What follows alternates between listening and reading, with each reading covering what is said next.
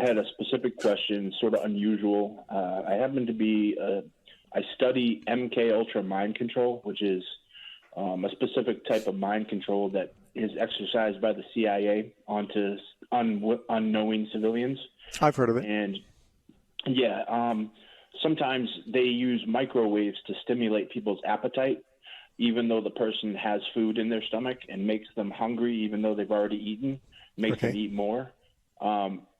Is that a sin for that person to continue to eat, even though they're already have had food, even though their brain is being stimulated to say that they're hungry, even though they're really not hungry?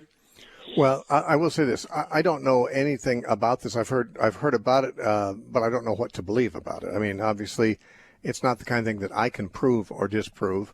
I had a listener who used to send me materials on it a lot because he felt like he was being controlled in various ways by government mind control. And it's always hard to know, is this really happening? Is this person just paranoid? What's going on here?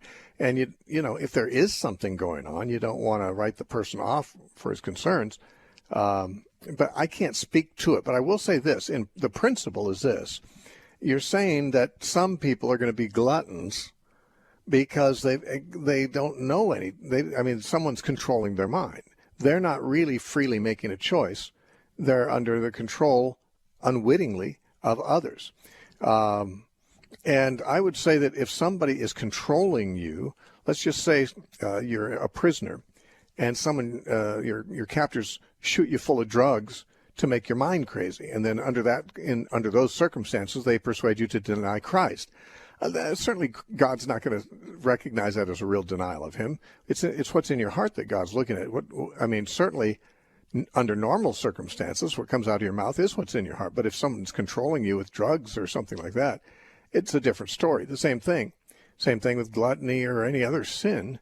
If really somebody else is controlling your mind like a puppet, obviously God would recognize that, and to the degree that may be true, there would be less responsibility or none at all. I'm not sure how much control others can exercise over others' minds. Even in a worst case scenario, I don't know that a person wouldn't have sufficient capacity to call out on Christ for help. But I don't really know what the state of the mind is that this is creating, if it's really happening, at all. But I would say, in answer to your question, if that is really happening that way, then I would say they are not responsible for what someone else is making them do against their will, really.